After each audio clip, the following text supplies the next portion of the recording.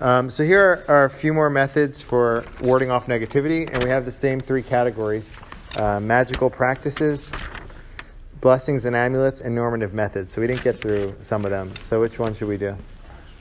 Magic. So there's one that actually like normative rabbis do. It appears in the Talmud. Don't ask me to explain like the meaning behind it or how it works. But it says if a man or a woman is entering a town, is afraid of the evil eye.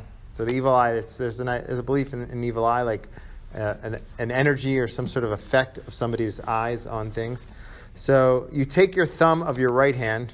Okay, these are magical practices. Okay, there's like more normal ones. Okay, but this is a little bit kooky. Okay, take the thumb of your right hand and in your left hand, the thumb of your left hand in your right hand. So I guess it's something like that, and say, okay, I. Say your name.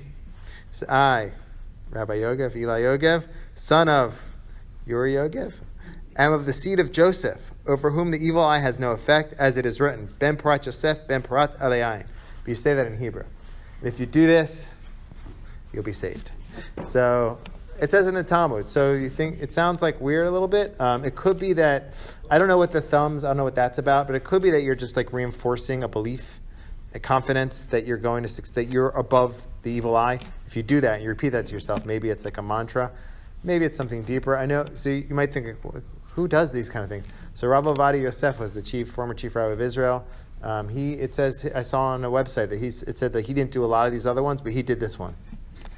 Okay. All right. So you want to hear? Want to hear another magical one? Or you? Whoa. You want to hear? Okay. One for every one magical one, I give you two normative ones. Okay. All right. So I owe you now 2 plus 2. All right. But I'll do them quickly. So this is called lead over one's head. I named it that. All right. So it's not that you pour lead straight on, like hot lead straight on your head, but this does appear. I saw in that same comment discussion with Rav Ovadia Yosef. He said. He doesn't do it, but there's rabbis who do it. And so another rabbi said this appears in another rabbi's text. Anyway, the idea is, the belief is like you have an aura and you have negative energy in there. And the rabbi or the healer will take like hot lead and in a spoon and sway it around your head. And through that, they'll zap out the negative energy and then they'll drop the hot lead into like a bowl. And you hear that noise. And that means the evil eye or the negativity has recent. What? That's not the normative. Okay, here. So you got 2 magical ones. I owe you 4 normative ones, but I'll give you 3 or 2. All right. Did I talk about being modest, doing things? I talked about that. So one. It says in the Talmud. There's a whole discussion in the Talmud tractate Psachim. You see where we are time wise. It says it talks about like this. Don't do things in pairs. There's like a discussion around that.